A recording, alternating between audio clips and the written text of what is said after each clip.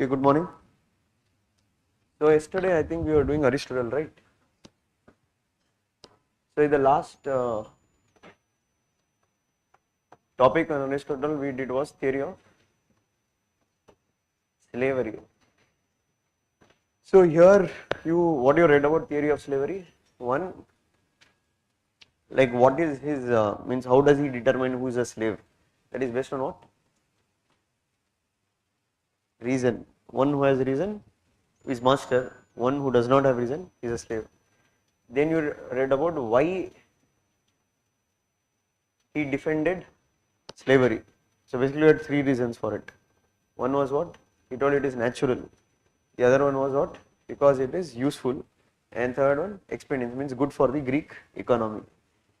Then you also read about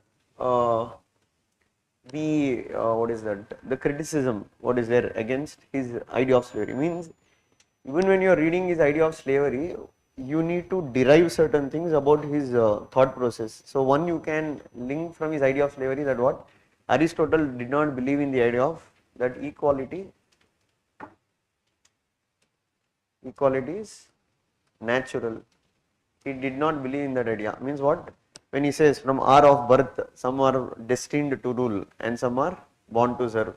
So that's why I told it's in similar to what Plato or the Greeks, they believe that what inequality is natural or equality is not a natural principle.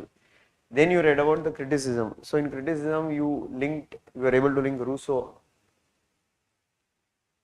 So Rousseau spoke about what? Natural inequality and socially created inequalities. Then you were able to speak about Gandhi, who speak about what? Dignity of labor. Then you were able to link Immanuel Kant, who spoke about human dignity. So he told we can't defend anything even though it is useful because if it is violating human dignity. So this interlinking part, this is what you will have to work on. You are getting a point. So see, end of the day, knowing this subject is not the only criteria. I hope right. Everybody here has come not to just know political science. Most of you are come here to score in political science. So knowing the subject, scoring the subject is very different. And if you see many times people, in spite of 3 or 4 attempts, the scores will be average or even below average. The point is that it's not that they don't know the subject. Okay, they'll know about Aristotle's theory and all. The point is about how do we write in the exam and especially how we are able to link different things in the exam. That's why I told interlinking is one ability that you will have to develop over a period of time, be it general studies or be it optional.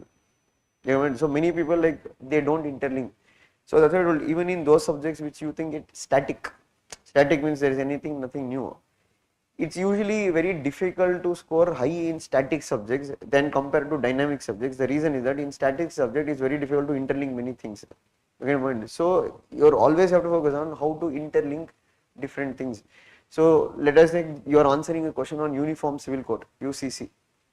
Okay, I'm just telling as an example. Now still we have not read political science. So let us think later you read about equality, you read about rights, you read about multiculturalism. Okay, you read about legal equality, etc., etc.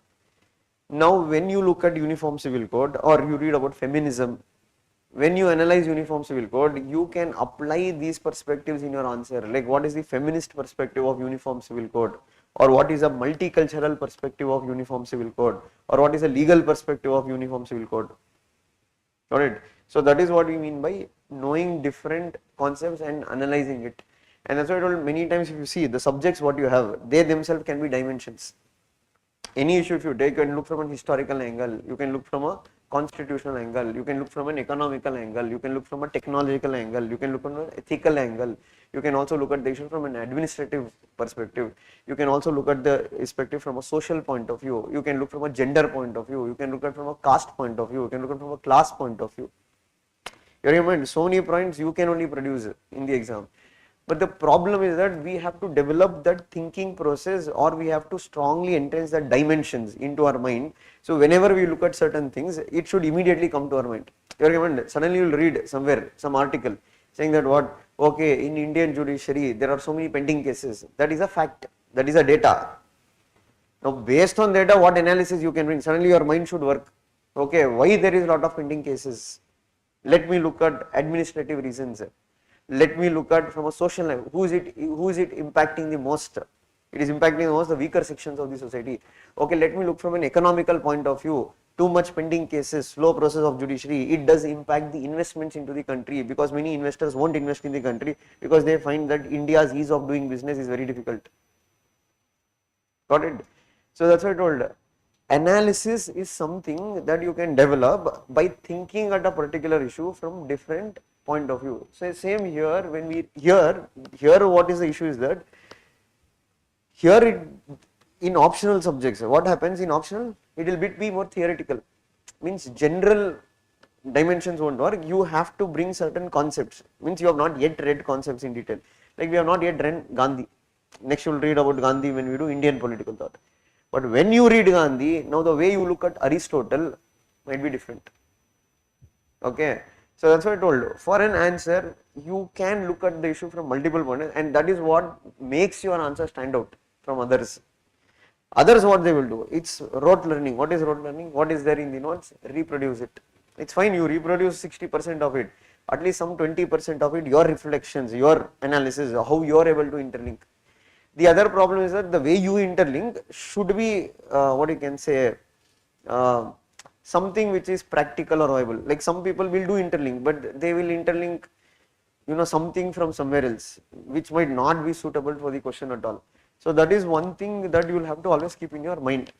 Got the point? And one more doubt that will come here is that, can we give current examples for these questions? Plato, Aristotle, you can.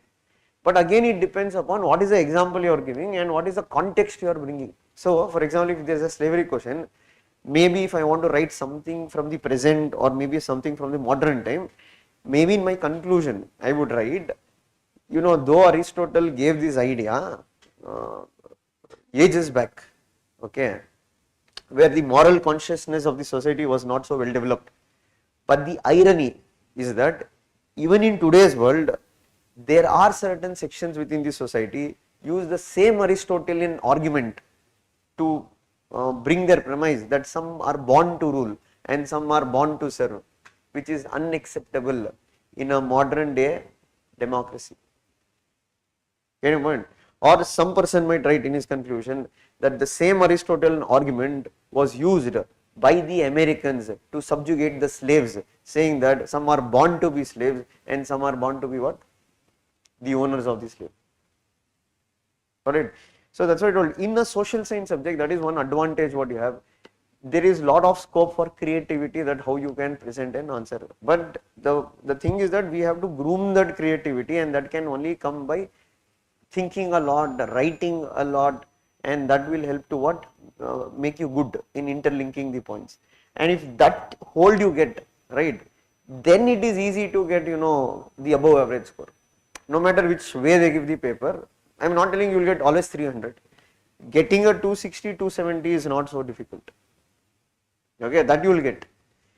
But that's what I told, for that you need to practice a lot, you need to think a lot, you need to revise a lot. Why revision? Because see, what will happen is that now the quotes, like what I told, from hour of birth, some are born to rule, some are born to serve. Now, why sometimes we are not able to reproduce the quote so well? It is because of lack of revision. See, anything like when you read the notes, you feel you know things, but when you go to write, you will struggle a lot with the words, what should be written. You struggle a lot with sentence formation. That happens why? Because lack of revision. The same thing with me also. When initially I read, when I went to write, that political science language never used to come. It used to come more as a general layman's language. The reason for that was that lack of revision. But the more number of times I started revising, okay, that's what I told, one source, revise more number of times, I started picking up, recalling all the keywords, and then what happened, my language started to improve. You remember, automatically my introductions, it used to come organically. Got it? So that is one thing you will have to do over a period of time. Understood? Now this was Aristotle's idea of slavery. Now coming to the next part, Aristotle's classification of constitution. Aristotle brought something called as classification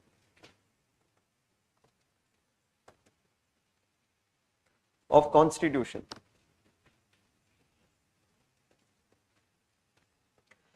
Now here,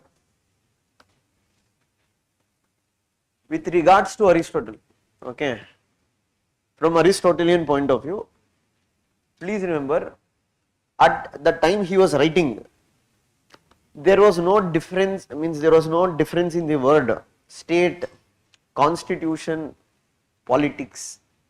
It is all one and the same. Today it is different. Okay.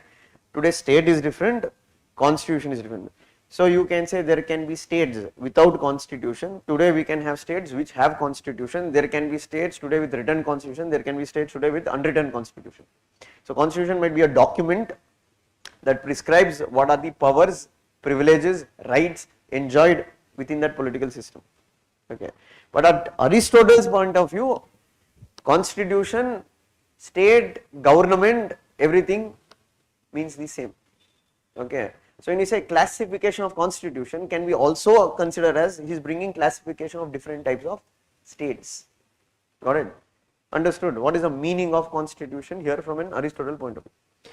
Now, if you look at this Aristotle, where Plato went on to establish or identify or build this ideal state, because he was bit more idealistic. I don't know, he belongs to a school of idealism. Okay, there are two schools of thought. One is school of idealism, the other school of realism. Okay, what do you mean by idealism? Idealism, you base more on values, you base more on what you can say, certain ideas which might not be practically or really achievable. What do you mean by realism? Realism is basically based on what you can say, power politics or facts, the ultimate reality. So you find Aristotle somewhere in between. You can find he is more focused on building not an ideal state, but he is more focused on building a practical state that can work. Okay, and the main idea in Aristotle's work, Politics, is to identify, okay, which is the most practical form of state. And why we call Aristotle's methodology is more empirical, because he did not speak about, there is a universe, there is a soul, etc., etc. He based on what he saw, what he observed, what he studied. So Aristotle studied around 158 constitutions in the world during his time. Okay, what different types of constitution existed. So around 158 constitution in the world, and he brought a classification. Okay, classification means based on their strength, based on their weakness, he brought classification of constitution. Now, how is his classification of constitution? One, on the vertical side, here he classifies constitution, one based on how many rulers are there. Okay, there can be one ruler, there can be few rulers, and there can be many, means who is in the ruling position. So based on the type of government, again he classifies based on whether it is a good government or it is a perverted form of government. Perverted means not an ideal government, corrupt government, etc. So here, pure form of government and perverted form of government. So when there is one ruler, the pure form of government, when the ruler is knowledgeable, when the ruler has reason, when the ruler is ruling, consciously, that type of constitution or state, he calls it as what? Monarchy. But when the ruler becomes very corrupt, does not have knowledge, absolute power corrupts a person absolutely, so that will become tyranny. He calls that type of government as what? Tyranny. Tyranny means tyrant, the single monarch. He has become, absolute like a dictator, etc. Now, when few people means, and this happens through a cycle. You are getting this classification, what is there? What he is telling, it moves through a cycle. Cycle means first there will be monarchy.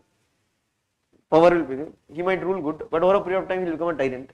Once he becomes a tyrant, he will be replaced by few rulers. That is what aristocrats. He calls that form of government as what?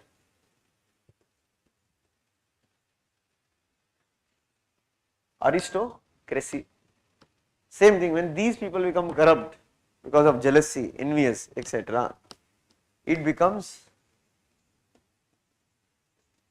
oligarchy.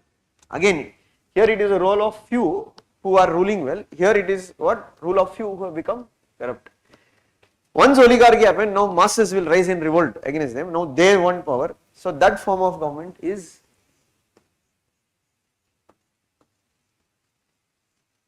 democracy. So what he is explaining, if you look at the cycle, how the political system changes from monarchy to tyranny, tyranny to aristocracy, aristocracy to oligarchy, oligarchy to democracy. Now democracy, now sorry, not not democracy. I'm sorry.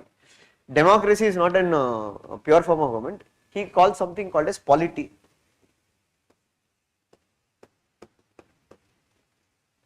Polity means it's a mixture of aristocracy and democracy. I'll explain what is polity, because this he considered the most ideal form of government. But over a period of time, when masses will get truly power, he says it becomes democracy. And if you look at Aristotle, he placed democracy under what? Perverted form of government, means he does not consider democracy as an ideal form of government, similar to what? Plato. But unlike Plato, he did not tell philosopher king is the alternative. For Aristotle, polity is the most practical form of government. So what is polity? We need to understand here. So polity, you can have, it has features of both. It's a mixture of both aristocracy and democracy. And for him, polity means it's a type of state which is the rule of the middle class, is the rule of middle class. And for Aristotle, where middle class will rule, always those political systems will be stable compared to the rule of the rich and the rule of the poor. Why? Because he says the problem with the rich is that he says that rich are arrogant.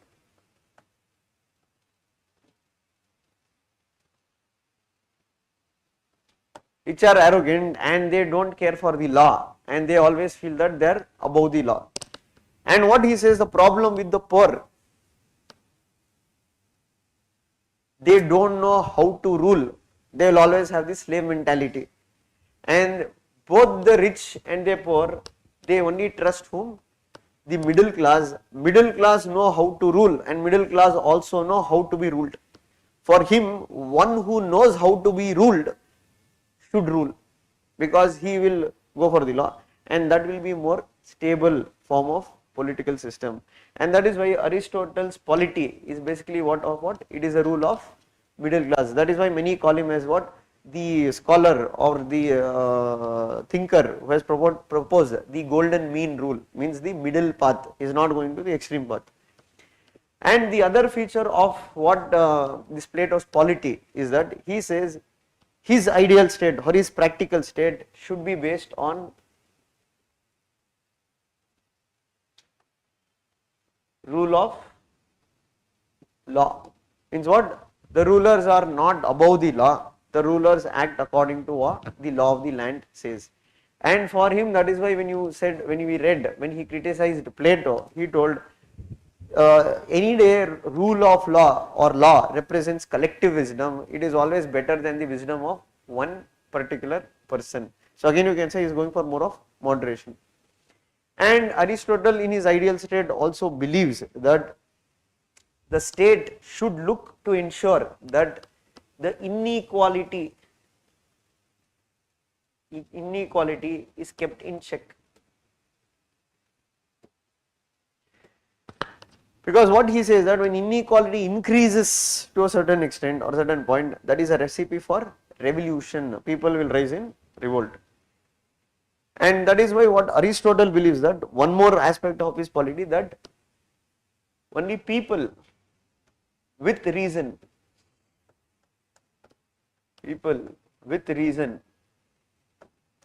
will be allowed to participate in what? public affairs, and he has denied citizenship. He denies citizenship to whom? Slaves, children, old age, old people, and women.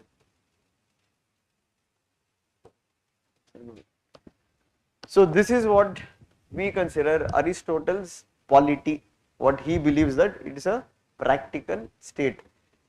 And here if you look at the classification for him, this is the most ideal form of government. So he believes that monarchy can be good, but the problem with monarchy is that when all the power is located in one person, inevitably it leads to what? Absolute power corrupting a person absolutely. And this is what he says, it happens in a cycle. It's like a cycle, it keeps on happening. You get mind? So for example, with oligarchy, you have emergence of polity, through polity, then you have democracy.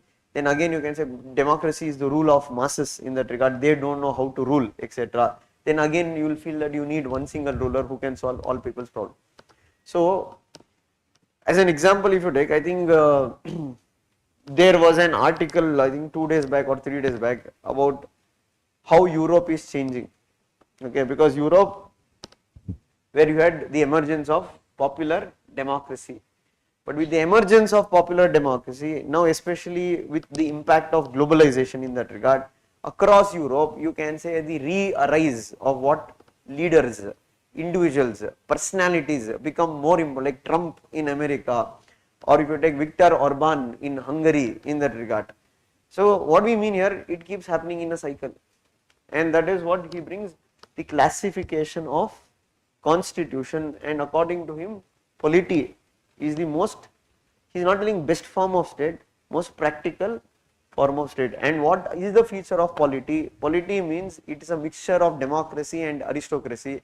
Means here all the people are not given the power to participate in the political process, only those who have reason are allowed to participate in the political process. And he says that it is a rule of middle class, and for him the rule of middle class is always better. Why better? Because he says rich are very arrogant, they don't care for the law, the poor do not know how to rule in that regard, and both rich and the poor, they will trust the middle class. And that is why he says one state, a state which is ruled by middle class, is the most stable form of government. This is Aristotle's thesis, or whatever theory you can say. Now the critique what some people might bring here against Aristotle's idea of polity or this classification of constitution, one, they say that we consider Aristotle as the father of comparative politics. If you take your paper 2 part A, the first topic in paper 2 part A is what? Comparative politics. So why we call this fellow as the father of comparative politics? Because he was the one of the first person to make a comparison of different constitutions of the world and bring an analysis and say, okay, how different political systems will work. Okay, and that is why what some would consider Aristotle, or they call Aristotle as what? Not just the father of political science, he is also considered as what? Father of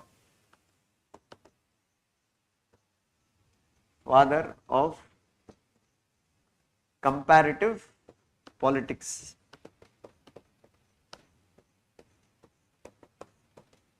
Father of comparative politics.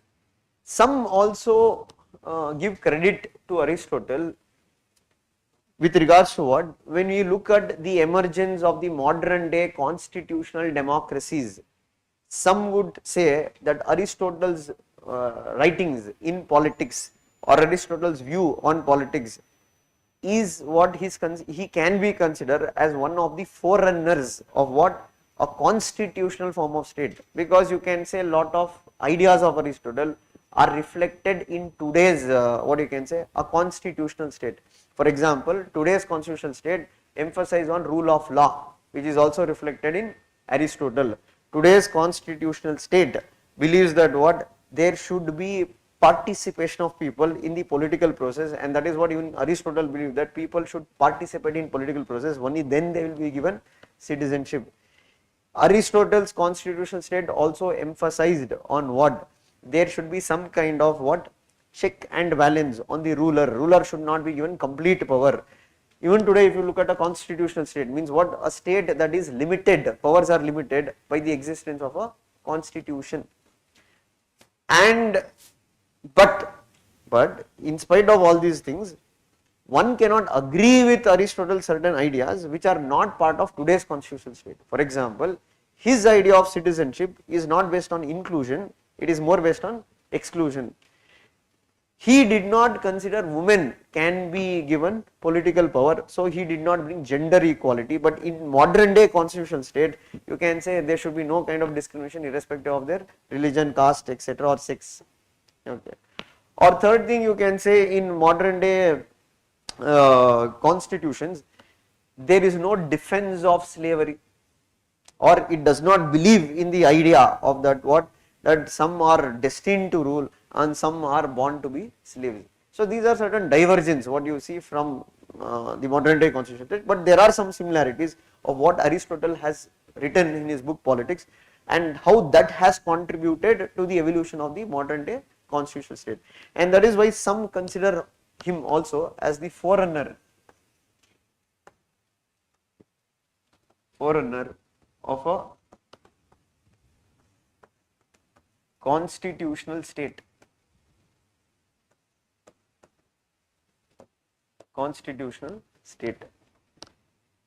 Now, in spite or why some consider this fellow as a father of political science.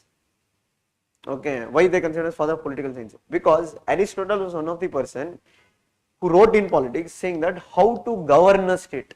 Okay, for example, he told if the rulers fail to control inequality or the rise of inequality, it leads to what? It leads to political instability, and that is true to a certain extent when you look at different cases where increasing inequality has led to what? Political instability. Take the Arab Spring, or let us take in Afghanistan in that regard, or in Bangladesh in that regard. So in that regard, we can also consider him as what? Father of political science.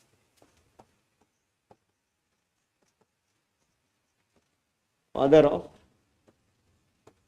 political science.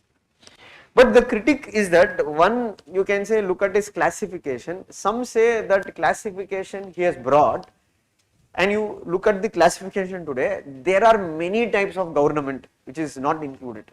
Okay, today we have more number of governments. Okay, it's not only monarchy, aristocracy. Today there are many types of democracies. So that he has not fit into his classification. Second criticism what you can bring in his classification is that some say it is the classification what is done based on the number of rulers, like one ruler, two rulers, few rulers and many rulers. They say that is not one way how we can classify governments based on how many rulers. Means like if you take monarchy, you cannot tell the political power will be truly with the king also. There might be other people who might be controlling the king for exercising power. And that is why they say that the classification of bringing based on the number of rulers might be not so empirical, or you can't call his writing as empirical. That is somewhat would criticize his theory or his classification of what? Constitution. Third, they say that during his time he is not what you can spoken about the difference between state, classification, government. He is treating everything as one and the same. You know, but in today's modern world, we can't go like that because constitution is different, state is different. So in Aristotle's name, when he says constitution is changing, basically it means there is a change in form of government. But today when we say there is no need of government to change by changing the constitution, today governments can change under the same constitution itself. So that is one thing, is that he does not differentiate between the word constitution, government and state.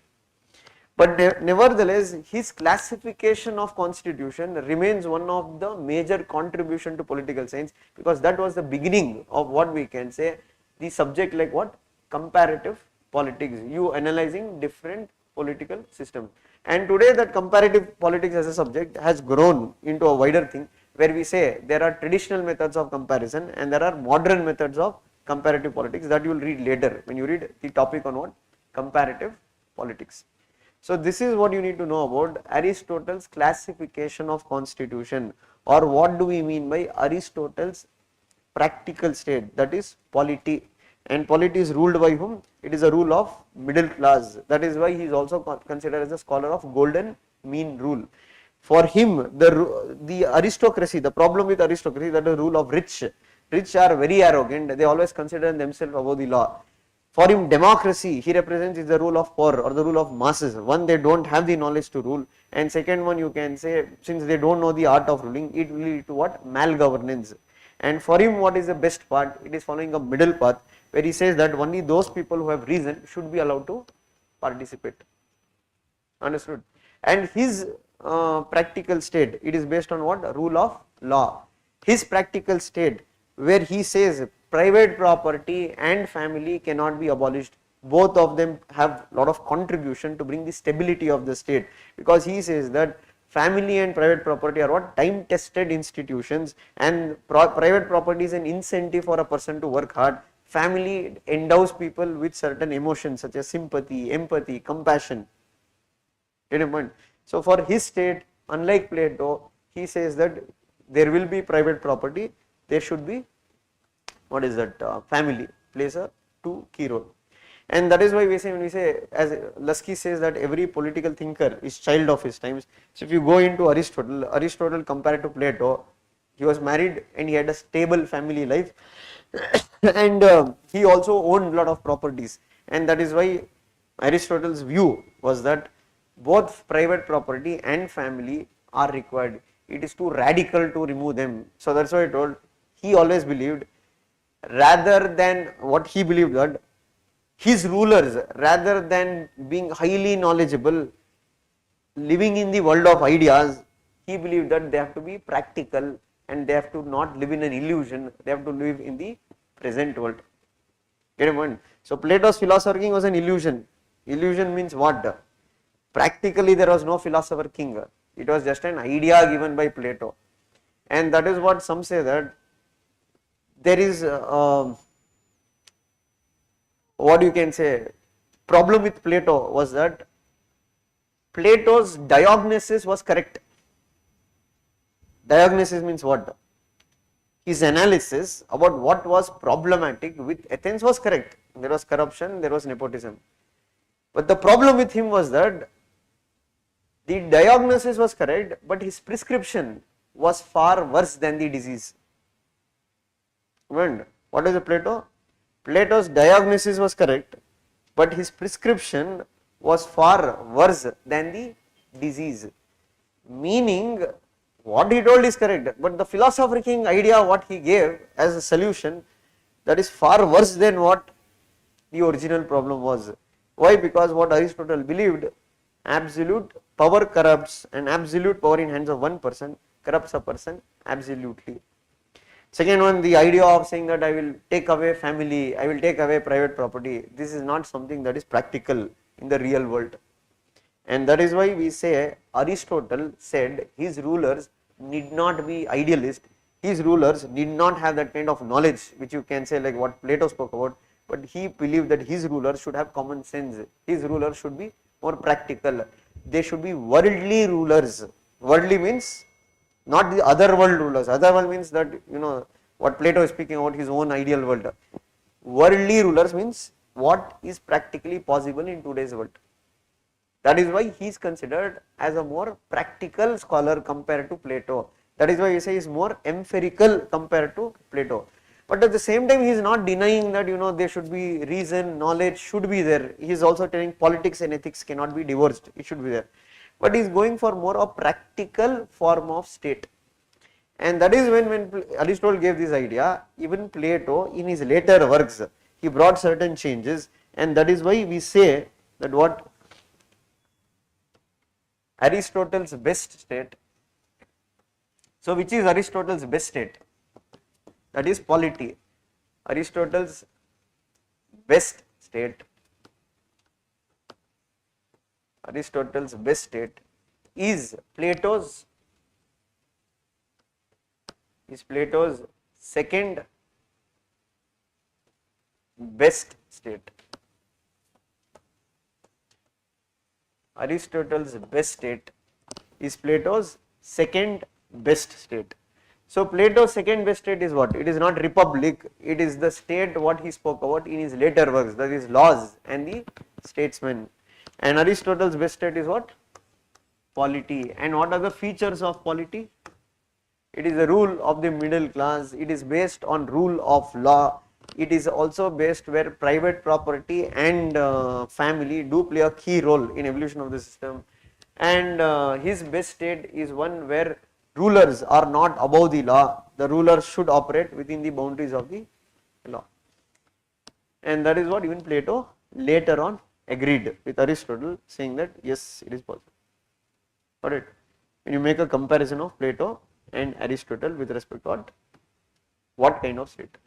So that is what you need to know regarding Aristotle's classification of constitution. So please remember here, constitution also means state, it also means government. The word government, state and constitution does not find any kind of difference during the writings or the time of Aristotle. Alright. Now, the other thing what Aristotle also spoke about is property. Okay, because Aristotle told private property is needed, private property will contribute. If you see the whole political science itself, because for syllabus you don't have property. Okay, in old syllabus it was there. In they changed the syllabus after 2011 or something like that. But prior to that, there was a topic also called as property, theories of property. But today it is not there. But nevertheless, we have to have an idea. Okay, because from time of Aristotle even till present times, property remains as a important, what you can say, it's an important entity within the field of politics. So for example, right to property you take with respect to the Indian constitution, land reforms you take, it is again connected to property. Why? What is the connection between property and politics? Power. Politics is all about power. Land or property gives you power, and that is why always there is debate regarding what form of ownership of property we need to have. Okay, there can be multiple modes of ownership and multiple people might have different opinion. For example, you take Plato. What is Plato's view on property? He believed that, though in simple terms you can say, those who are the ruling class or those who are rulers should not have any private property. So what does he mean by that? In simple sense, if you deduct that, those who have political power should not have economic power, or those who have economic power should not have political power. Economic power and political power should be segregated. That was his, I am telling you, if you break down the intention of Plato.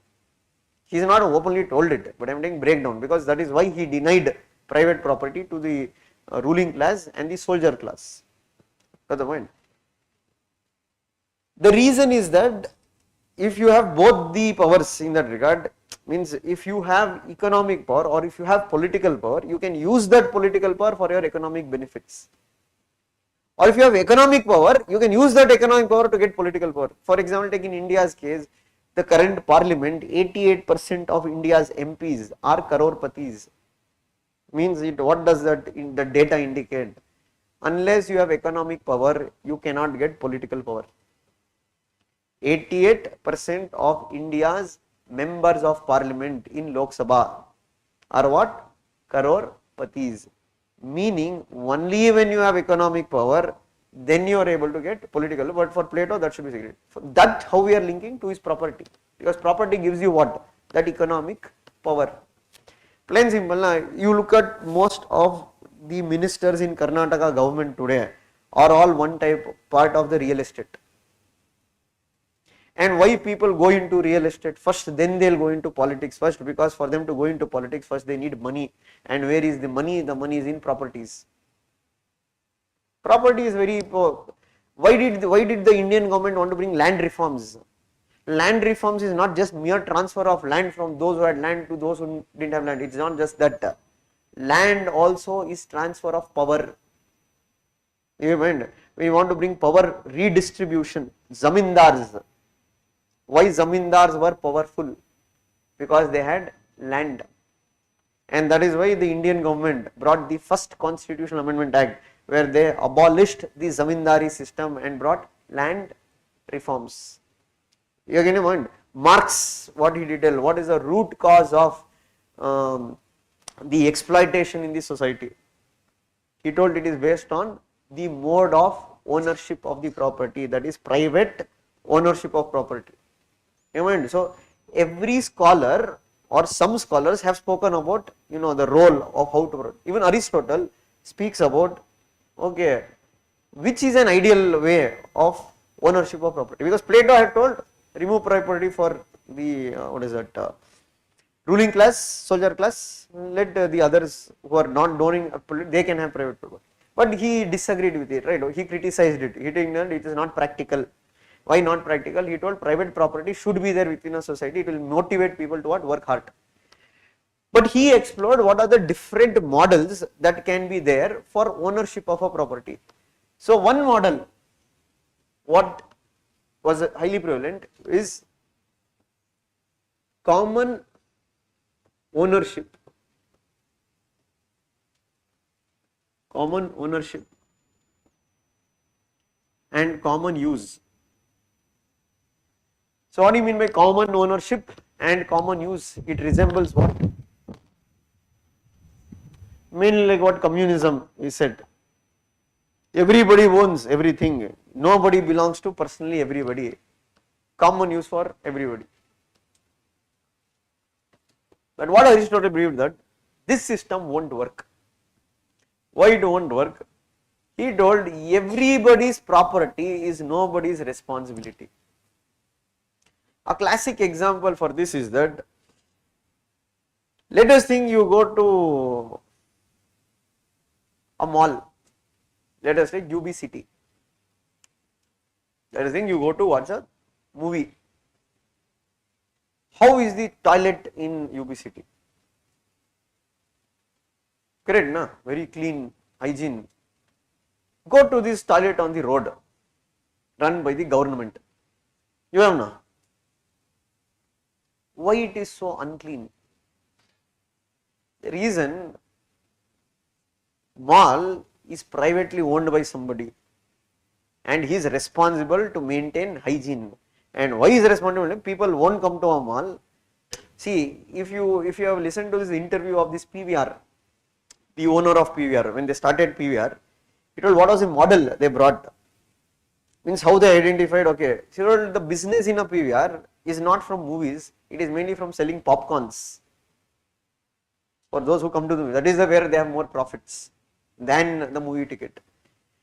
And you know, one reason what the PVR theatres gives you is comfort. So he told the idea initially in 1990s or early 2000s, that many women who used to come to these movie theatres, or they never used to come to movie theatres, why? Because they didn't feel comfortable with especially their toilet, etc. And that is what the PVR provided you, that what the best facilities, but yeah, you have to pay a cost for it. Okay, so what this Aristotle told, common ownership, common use, he told it won't work. Why it won't work? Because he believes that always it is everybody's property becomes nobody's responsibility. Simple thing. Now let us think, now if you go here only, now this next to our building, there is this empty site, right? If you go in evenings, etc., you will see how much dump or how much waste is dumped there. You might only dump, somebody else might be dump. Why you will dump is that because that's not your property. It's a common area. Now let us think, will you do the same thing in your house? No, you will keep your house clean. Why? Because you live there, you own it. So that's why this fellow ruled out this thing. This will not work, because this is what Plato had told. Common ownership for, especially not for everybody, he told for the ruling class and the guardian class. The next model, what Aristotle speak about, he talked about common ownership,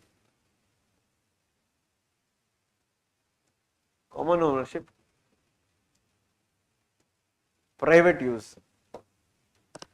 So he told this is impractical. This can't work at all. Common use means it owned by everybody, but it is utilized by only for few. He told it is impractical. It doesn't make sense. So let us think. Now there is a bus. Bus is a common property. Now let us think you only use it for your. How can that happen?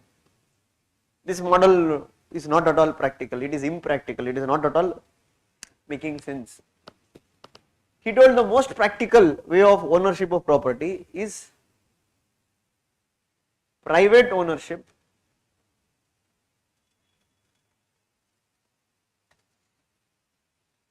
common use. Example of mall. It is privately owned by somebody, but mall is a common public space. So for Aristotle, he told this is the most practical form of ownership of property, and that is why you can say Aristotle told private property or private ownership of property should be there. But what he told, private ownership of property is not only for your self use, it should also contribute to the common good, and that is why he said private property is a time tested institution, and you can't remove the time tested institution, like what Plato said in one go, saying that removal of private property, removal of family is the solution for the problems of Athens. And so this is Aristotle's view on ownership of property. For him, what was the most practical form of ownership of property? Private ownership and communism. And that is why, again, if you come back, why we consider Plato as a more practical thinker, or why he is considered as a golden mean thinker. A proposed means middle path, unlike Plato, who goes always to the radical measures. So this is what you need to know about Aristotle's theory of property. That is what? Private ownership, common use. Got it? See, this idea they might not, if you see the question paper, they have never asked about Aristotle's view on property. Okay, but maybe you can use this in other areas when in future, when we read part B of political science, where right to property in India's debate, there you can bring an Aristotelian argument in that regard. Or today we have something called as corporate social responsibility. What is corporate social? Private companies can own private property, they will, but that wealth what they generate, they will have to also contribute to what? Larger social good. Got the point? What are the different models? What Aristotle spoke about? So he spoke about private ownership, common use is the most practical and best form of one. And when you compare with Marx, Marx is different. Marx goes for common ownership and common use. Now, the other thing about Aristotle we also have to read about is his views on revolution. What Aristotle has spoken about revolution.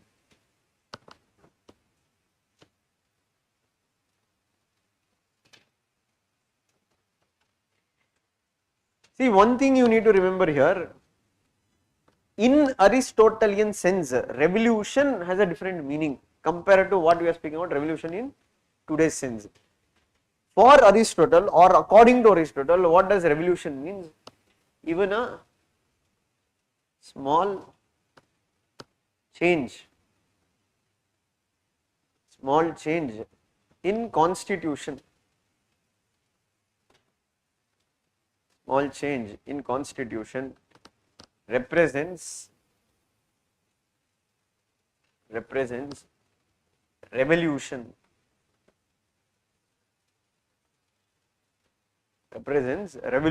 according to whom? According to Aristotle. Again I repeat, we are not comparing a revolution like Marxian revolution etc. According to Aristotle, what is revolution? A small change in constitution. Okay, so changing from monarchy to tyranny, or that is a revolution. Now Aristotle explored, or Aristotle thought, why does revolution happen?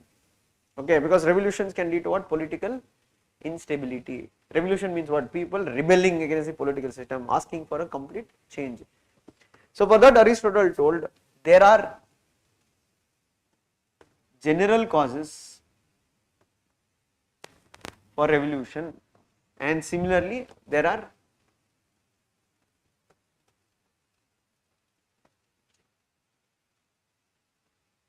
particular causes for revolution. This is what he had. That's what I told you. How does Aristotle study all this? Practical. He sees what is happening. He studied 158 constitution, right? He knows that what are the weaknesses, why revolutions happen. He has studied and he has written about it. Now, what are the general causes usually? The general causes usually why revolution will happen. Okay. So, general causes what he will tell. One of the major root cause of revolution everywhere. Okay. He says inequality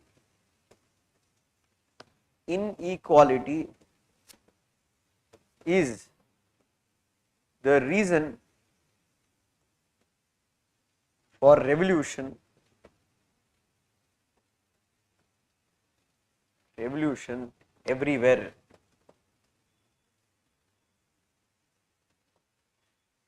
Inequality is the root cause of revolution everywhere. So what do we mean by that? So what Aristotle says that even though men are not equal, everybody cannot be born equal, but it is a human tendency to be equal. That is human nature. We all want to be treated equally. And obviously when inequality is there and inequality starts to increase, humans by nature are envious. Envious means jealous. And they won't tolerate it. And that is why he says that any form of inequality, let it be political inequality, let it be social inequality, let it be economic inequality, if it is not addressed over a period of time, it results in what? Revolution. People will rise in rebellion. So take the Russian Revolution, take the American Revolution, take the French Revolution. Why all these revolutions happened? Because it is either one or the other form of inequality in those societies. Or if you take recently in America, there was this Occupy Wall Street movement. Why Occupy Wall Street movement? People rebelled against capitalism. Why capitalism? Because capitalism has contributed to what? The highlands of prosperity surrounded by what? Oceans of poverty. So what Aristotle means that inequality is the reason for revolution. This is one cause. There can be other causes also. And why we call this fellow as the father of political science? This he wrote ages back, and that applies even today. You mind? It applies even today. Take for example the reason for the Russian, the French Revolution. One was the economic inequality.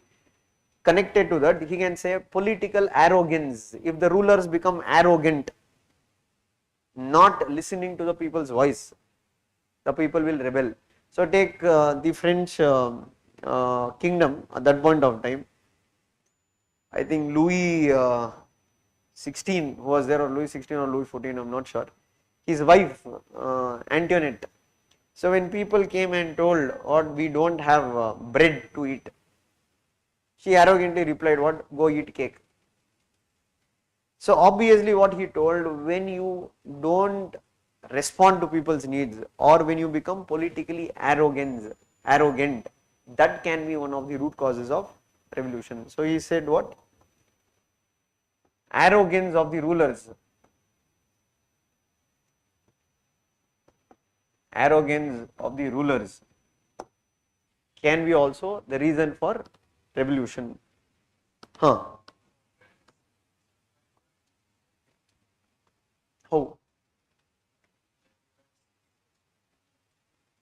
See, not like that. He is not telling in terms of everybody can become rulers.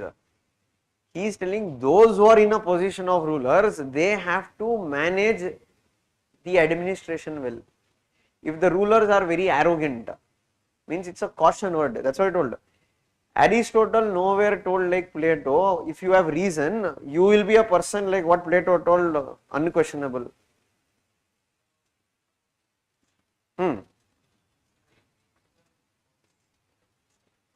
See, that's the point. The contradiction what you are saying is that on one hand he told inequality is natural. On the other hand he is saying inequality can lead to revolution. That's a slight contradiction. But what he meant to say is that He is seeing inequal, that's what he says, even though people know they can't be equal, people always aspire to be equal. So what he says, even if there is some sense of, that might be the reality, but even if some sense that people say that this ruler is not accommodating us, obviously they rise in revolt. So he says that even though you don't create equality, create the perception that you are working towards creating equality. So for example, let us take in India only as an example. Now some political parties in India, they might claim that we are pro-Dalit. They might tell we are for Dalits, we stand with Dalits. In spite not doing anything for Dalits, in spite not having a Dalit CM in our state, when you had the opportunity to do so. But yet, the community believes that no, this government is good for us. Why? End of the day, inequality remains, but the perception, that is what he is speaking about. If people get this perception that the government or the ruler is not treating us equally, that's what I told, perception, you have to create that perception. What do you mean by arrogant? Arrogant is that you tell, no, I don't care, you do what you want, this is how the reality is. So that is why it's an advice what he is giving, that arrogance of the rulers, what he has observed during his time, has led to what? Revolution. But yeah, what you told is correct, that there is some sense of contradiction in what he says, that on one hand he says that inequality is natural, but on the other hand he himself says that that to a certain degree there should be, but he is not telling complete equality should be established. Inequality should be within a range. Beyond that, it will lead to what? Political instability. Got it? And that is why he says that arrogance of the rulers can be one of the root causes of revolution, people's rebellion. Third, corruption. Even if there is a perception of corruption on the ruler, on the government, people will rise in revolt. So for example, you can say across the world we have ample examples where in Aristotle's sense, what is revolution? Change of constitution, change of government, change of government. So if you take the UPA who lost power in 2014, the reason for UPA's loss of power in 2014 was largely the perception of it was a corrupt government. Whether really they were corrupt or not is secondary, but the perception stuck, 2G scam, CWG scam, etc. So what he told, corruption is also one of the root causes of what? Revolutions from happening. Fourth, he says that if you have not shared political power or if you have not included in political power people from different sections of society, those sections might rebel if you are not inclusive. So for example, you take in Syria. Okay, so in Syria, if you recently say Bashar al-Assad, his government collapsed and a new, what is that, I don't know what is their name. So they have come to power. So Bashar al-Assad belonged to this Shia community.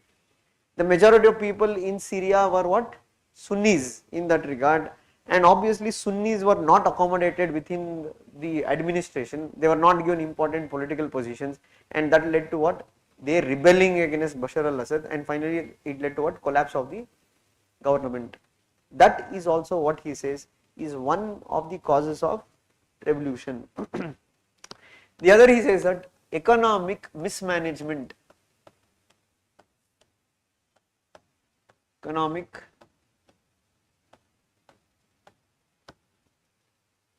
mismanagement. This can be also a cause of what? People don't, means if you are not able to manage your economy well, people will get affected and they will rise in revolt. So these are all what he told, general causes that leads to what? Revolution. What do you mean by particular cause? He particularly says in that classification in which type system why revolution happens. In monarchy, he says, here it is jealousy. Jealousy among whom? Jealousy among the family members. Okay. So one fellow might be the king, now the other relatives or cousins or brothers will be there. They might conspire against the ruler to overthrow him. They might instigate a rebellion, they might instigate a revolt. Or if you take in aristocracy, it is the rule of few. So of course there is rule of few, there will be another few who will be always trying to conspire against them because they want to snatch political power. In democracy, he says why revolution will happen, obviously because here there are people who don't know how to rule and they are trying to take up the mantle. It will all lead to what? Mismanagement of power, and finally that leads to what? Malgovernance, and that ultimately contributes to revolution. So that is what we call as general cause and particular cause. And why this idea of revolution is very important, because what identification he has done and what prescription he has given. Prescription means same thing, he will tell that you need to be inclusive, you need to manage your economy well, at least you need to create a perception of equality even though there is inequality, or you have to be harsh on those rulers who are in corruption, punish them. Okay, share the benefits. When the state gets benefits, you have to share it with the people, then people will, will also feel to a certain degree that I have acquired. So these are certain recommendations what he gives for stopping a revolution. So why this is important is that what he has spoken about revolution is also important in today's world. Why? Because we see across the world what he has told to a certain degree is true. Take the example of the fall of Syria. Clearly it is already written what Aristotle told. Or take the example in Sri Lanka where the LTTE was formed. Why? Because when Tamilians were not included within their administration by the Sinhalese. Or take the example of the collapse of French Revolution or the French Kingdom. The reason was that the rulers were very arrogant. Or recently if you take in Africa, especially this northwestern part of Africa, where you had 7 to 8 countries went under military coup. Means democracies collapsed, military coup came. Why? Because corruption charges against the government, and leaders become highly unpopular. Military leaders became more popular among the people, and that is why now military coup. Military coup means military has taken over the administration. Hence, that is why we say Aristotle is the father of political science. Aristotle is the father of comparative politics, and all these things Aristotle did not write just based on a dream, it is based on observation. So the core aspect of an empirical method is that you should be able to observe it. That is something should be in present world, not something which is metaphysical. So Aristotelian methods based on what? Studying these 158 constitution, observing what is happening in them, and then he was able to give a prescription saying that what should be an ideal form of government. That is what we say Aristotle's theory of revolution. So he told why revolution will happen, what is revolution according to Aristotle, what are the general causes for revolution, what are the particular causes for the revolution, what is the recommendation for the rulers to ensure revolution does not happen, and where you can bring political stability. Got it? Any doubt here? So this in total is what Aristotle's views, what you have read. So you read about Aristotle's view on state, you read about relation between Aristotle and Plato, you read about Aristotle's theory of slavery, then you read about Aristotle's view of classification of constitution and Aristotle's view on polity, why it is the most practical form of state. You read about Aristotle's view on property, you also read about Aristotle's view on revolution, and you also read about Aristotle's view on citizenship, that who are citizens and who are denied citizens. These are the essential things that is mentioned in his book, what we call as Politics. Okay, and that is why we say politics is one of the greatest treatise which has been written in the field of politics. Got it? Understood? So this should be an overall understanding. But see, this I can say, why? Because I have read the notes multiple times. But only if you read the notes 2 or 3 times, that efficacy will come, that command will come, or you will know how to formulate the answers. Now let us look at few questions what they have asked on Aristotle in the previous year, and then we will come to know whether we are able to answer this question based on the content what we have now. Okay. See, one question they have asked is that explain Aristotle's critique, explain Aristotle's critique of Plato's idealism. Explain Aristotle's critique of Plato's idealism. So this is for 20 marks what they have asked in UPSC 2019. Explain Aristotle's critique of Plato's idealism. Now what will you write? Keep in mind, I need the structure. Content, if you read the notes 2-3 times, content will come.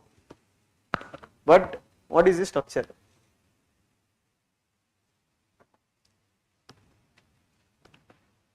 How do you structure your answer?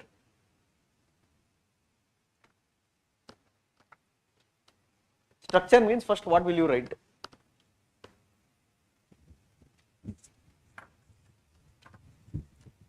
So let us think what you can write as an introduction.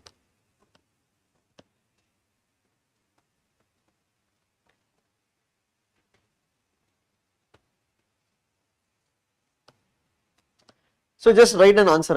I'll dictate, then you'll get an idea how to write. So write on Professor Foster. Professor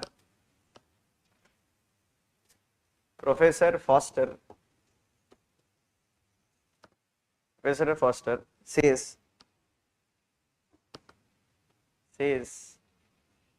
Aristotle, Professor Foster says Aristotle is one of the greatest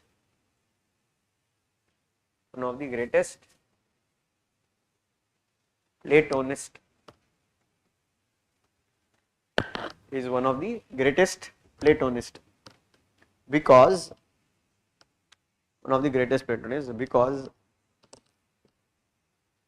we see that there is a huge influence of Plato on Aristotle's writings. There is a huge influence of Plato on Aristotle's writings.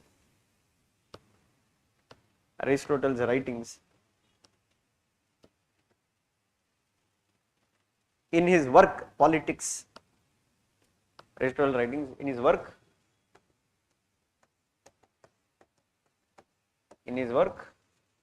Politics. However, at the same time,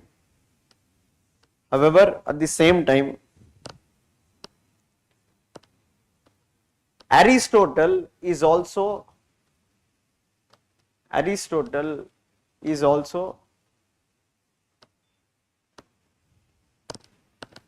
critic of Plato's ideas. Aristotle is also a critic of Plato's ideas. Now what will I have to write? Now I have to tell what is this Plato's idealism and what did Aristotle criticize about it. Right on. Plato was an idealist.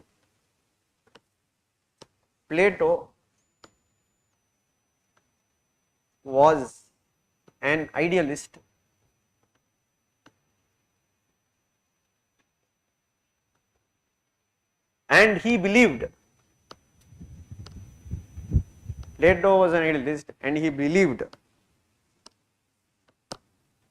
that in his ideal state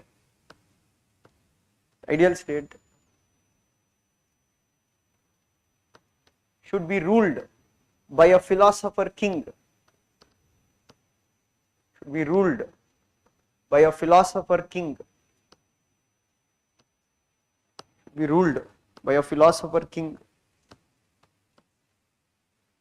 Where he said,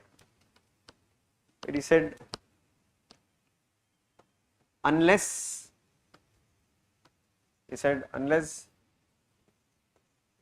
philosophers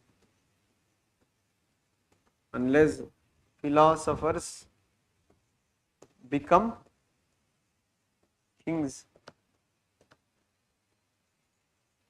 or kings learn the art of philosophy. Kings learn the art of philosophy. The world will not rest from its evils.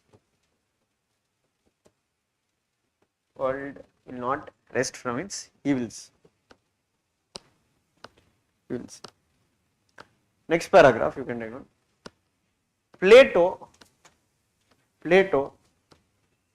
also believed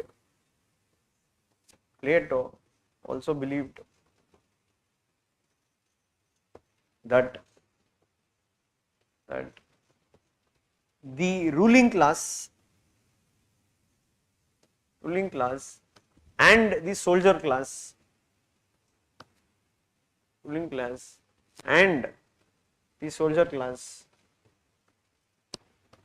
should not be allowed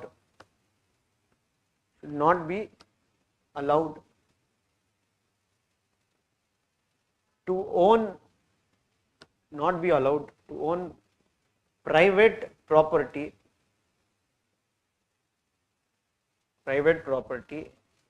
and have a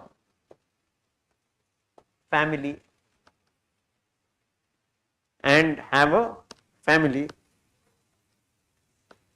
because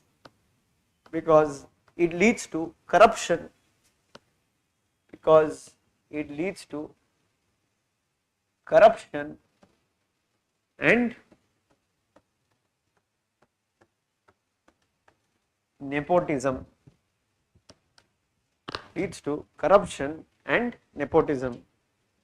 Then you take on.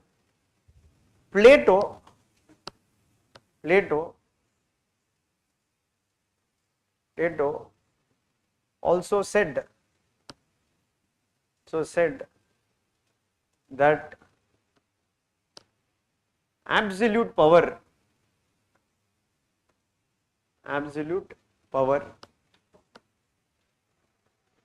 should be given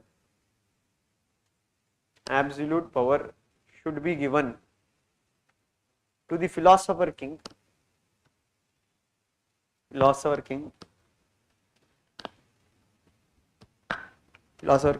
as he possesses the ultimate knowledge.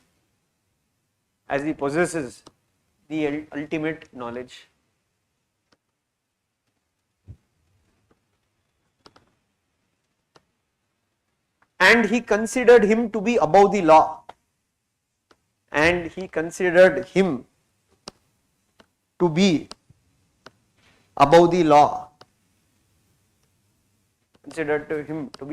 Where he said, no law or ordinance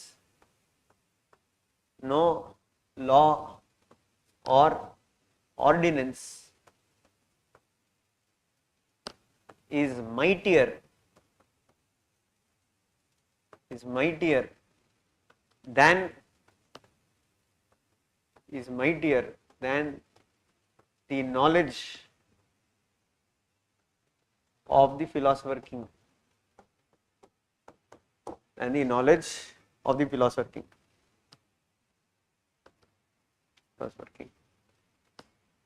Next paragraph.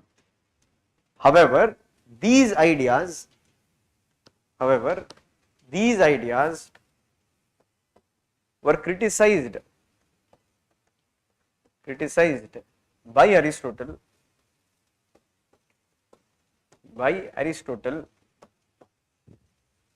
on the following grounds. These ideas were criticized by Aristotle on the following grounds. One, to take down.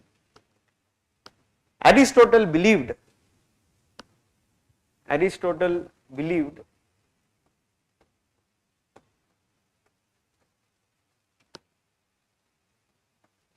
absolute power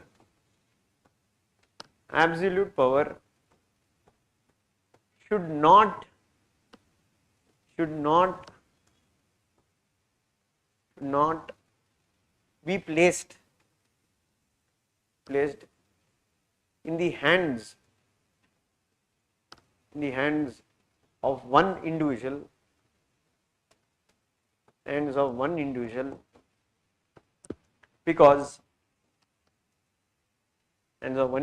because power corrupts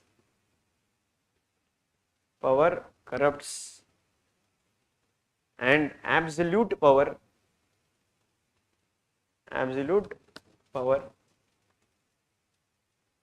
corrupts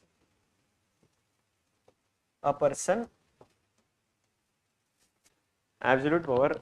person absolutely.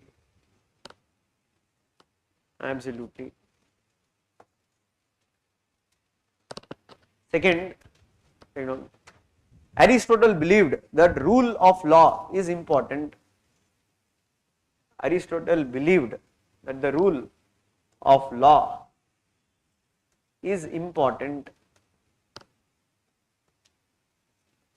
Rule of law is important because law represents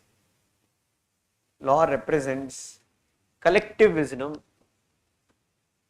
Law represents collective wisdom. Law represents collective wisdom, and it is any day better than the wisdom of one individual. Law represents collective wisdom, and any day it is better than the wisdom of one individual.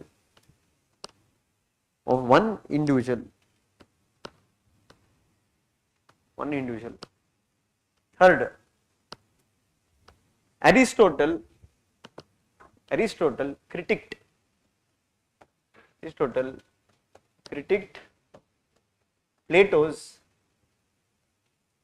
Plato's communism of wives and property,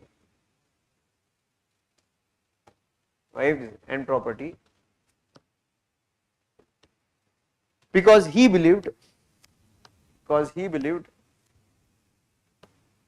family and private property are time tested institutions,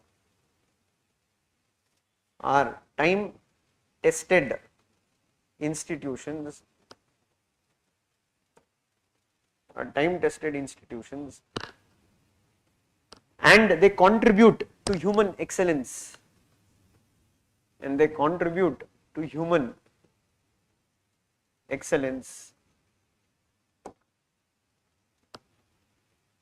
hence they cannot be completely removed.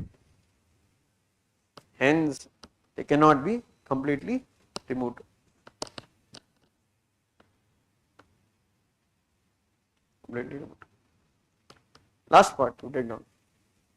Hence we see that Aristotle believed rather than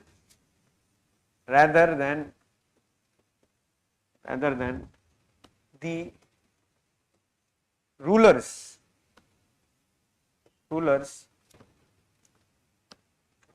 being ideal, they have to be worldly wise. Being ideal, they have to be worldly wise and practical.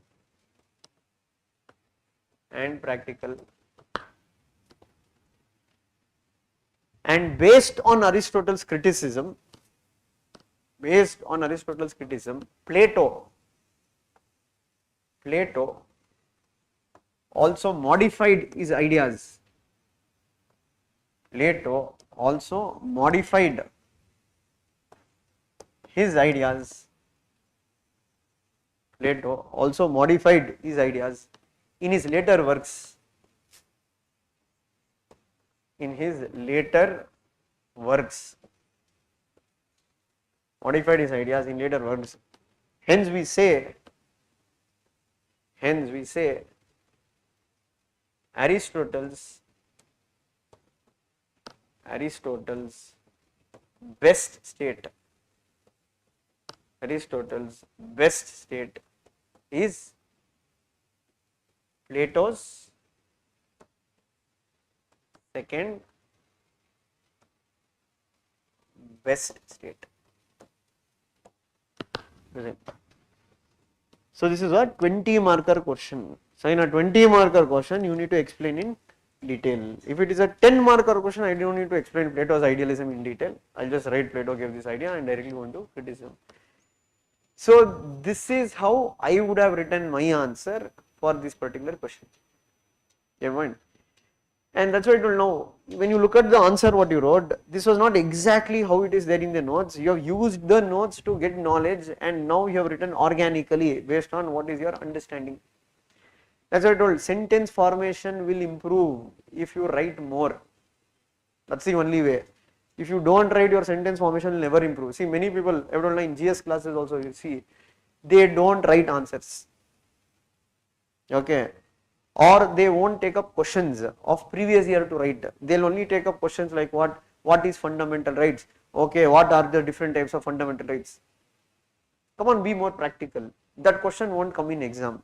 Even if that question comes in exam, you can write. It's no big deal. You're going to mind.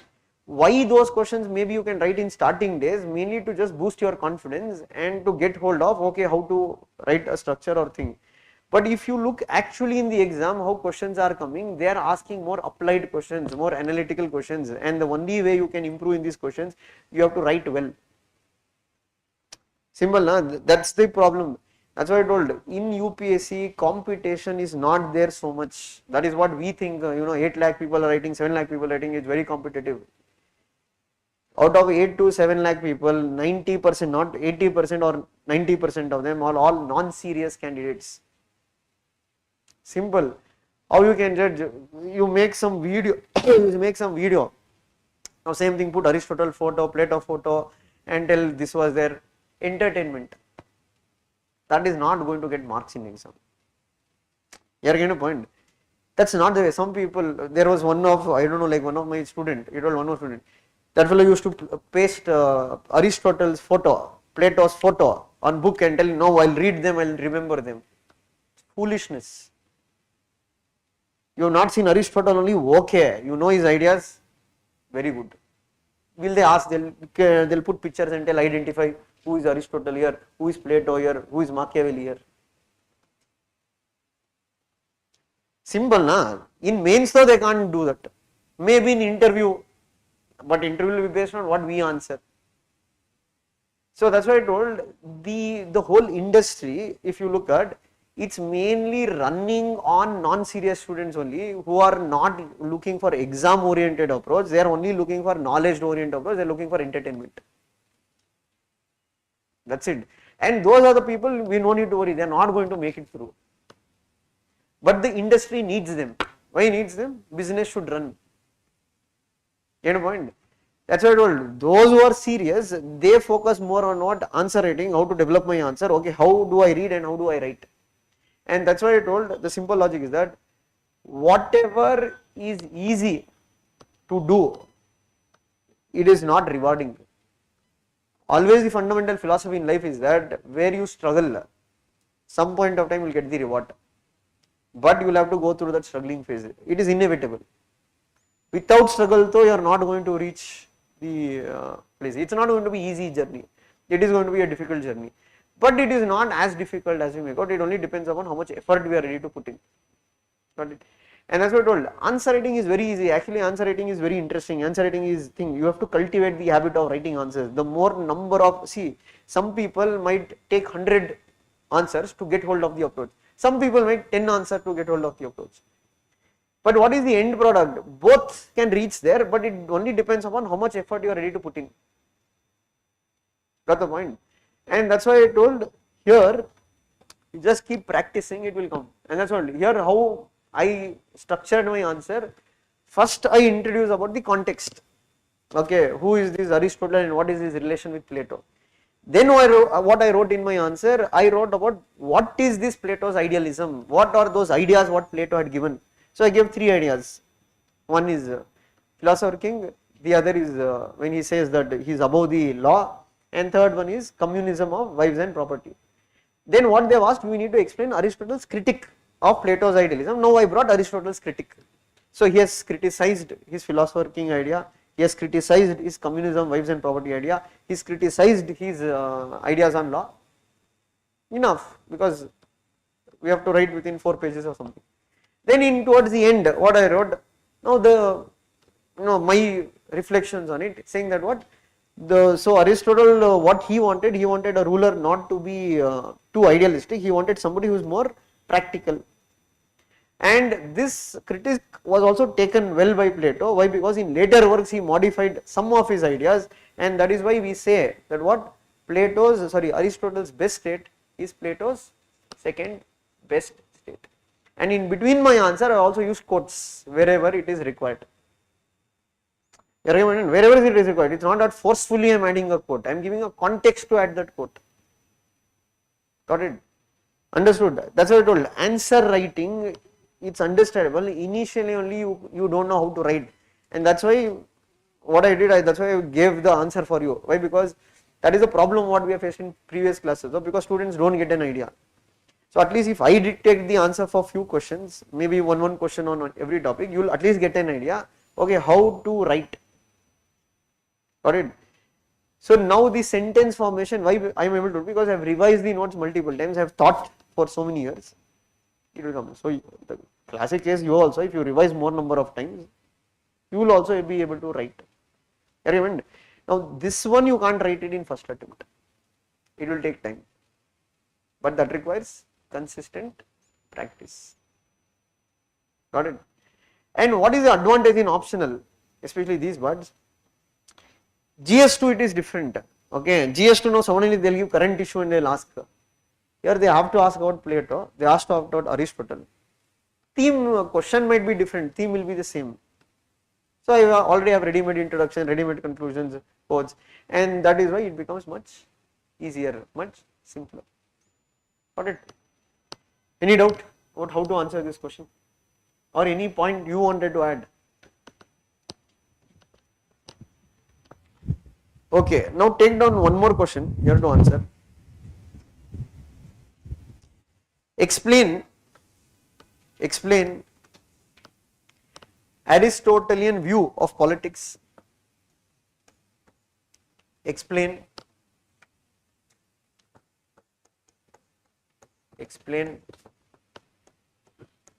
the Aristotelian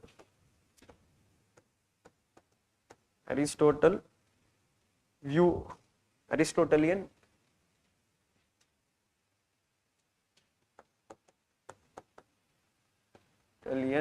view of politics.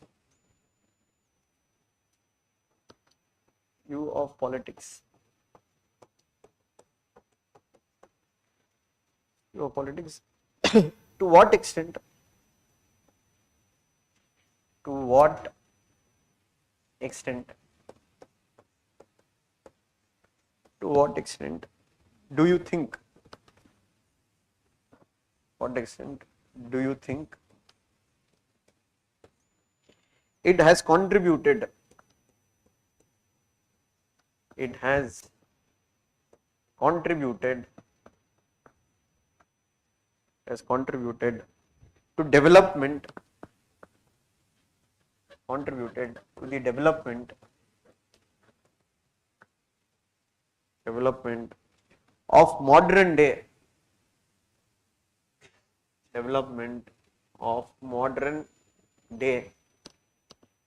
constitutional democracy. Modern day constitutional democracy.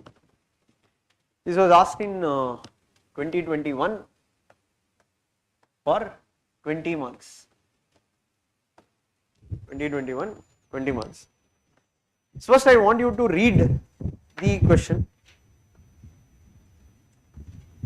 Read the question and then try to give the answer.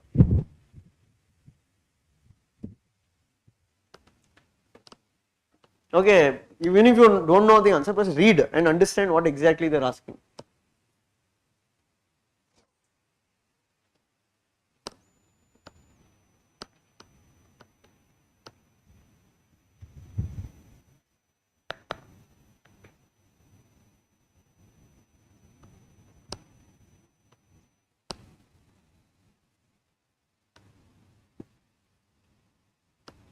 See, first part of the question is straightforward, direct, right?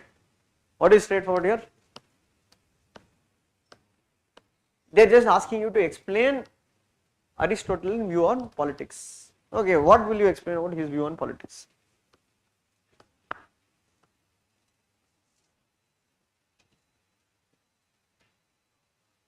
Simple, right? First tell, for him polity is the most practical form of state. Second one, he believed those who have to rule, they need to have reason. Third, he believed you will get citizenship only if you participate in the political affairs. So he denied citizenship to women, children, old age and slaves. And third, he believed in his type of politics, it should be based on rule of law. The ruler should not be above the law. And his idea of politics was also that what? It should be a rule of middle class. If they are rich, they are very arrogant. Done. You explained his view on politics. First part of the answer is done. Come to the second part.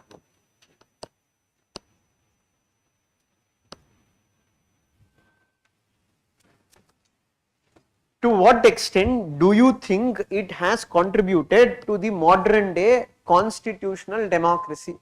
Okay. For a moment, forget about writing an answer and all, just focus on the word.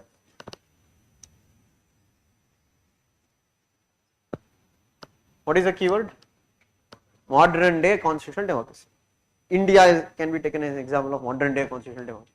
So just think, what are the features which are there of a modern day constitutional democracy? Rule of law, the constitution will be there which limits the power of authority. Citizenship, it's there in a modern day constitution, gives citizenship to things. Rights are there to the individuals. There is equality, that one man, one vote, one principle, everybody are allowed to, there is no discrimination irrespective, etc., etc. These are the features, right? What you can think of generally, America, India, Britain, India. Now, come back to the point, what they are asking, to what extent, okay, now if I ask you a question, to what extent do you think Virat Kohli is going to reach what Sachin Tendulkar did? Maybe you will tell to a certain extent, not completely. Why not completely? You will tell no, he is a different kind of player, this fellow is a different kind. Same way, if they are asking to what extent, so basically what you will be writing, first you will write, yes, some of Aristotle's ideas have penetrated and have contributed to the establishment of modern day constitutional democracy. Which idea?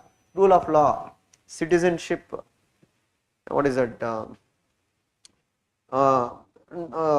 knowledge and virtue should be there, and what is one more thing is that property, right to property, what he spoke about, that also is one of the features, because complete private ownership is there, it is also regulated for common use. But however, there are certain Aristotelian ideas that don't feature in modern day democracies. Modern day democracies, it is based on universal adult franchise. Of course, there is no concept of voting. Modern day democracies have given equal opportunities for women to participate in public affairs. Aristotle has explained him. Modern day democracies do not justify any form of discrimination, but Aristotle had defended slavery.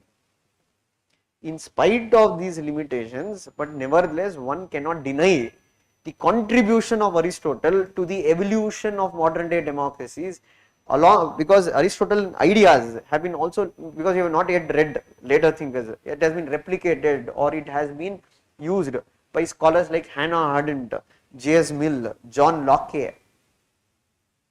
That is what you are going to write in your answer.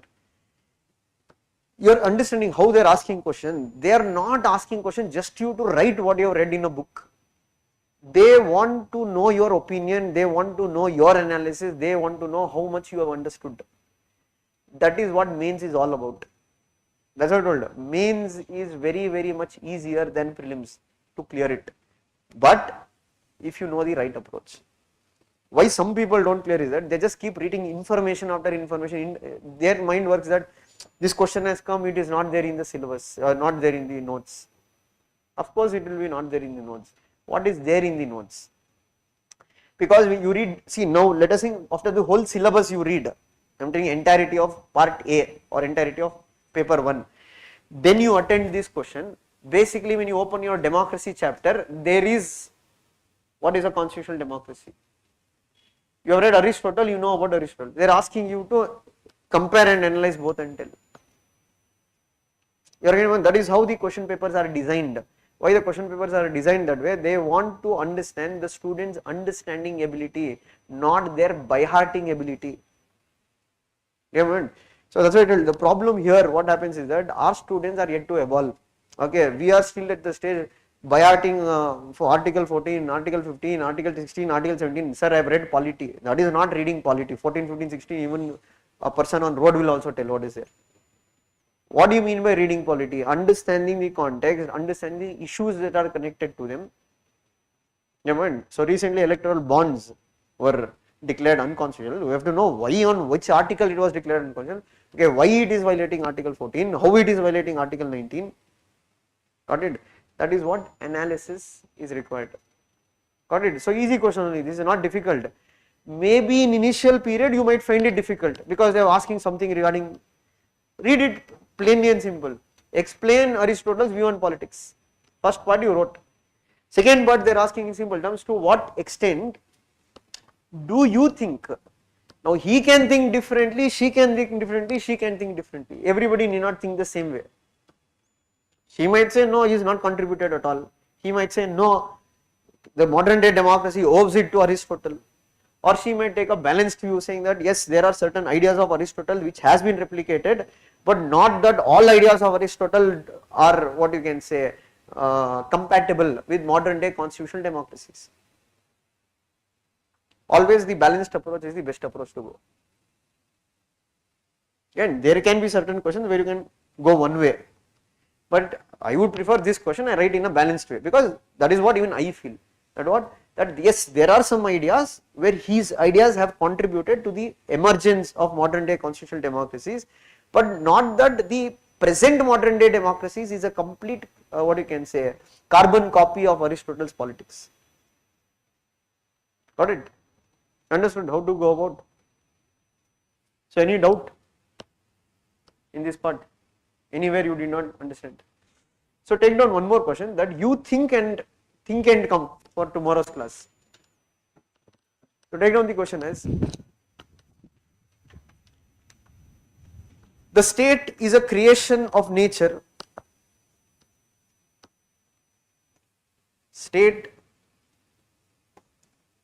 The state is a creation. State is a creation of nature.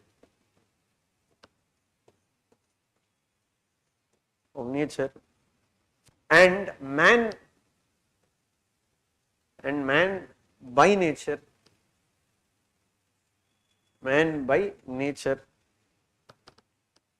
is a political animal. Man by nature is a political animal. Aristotle.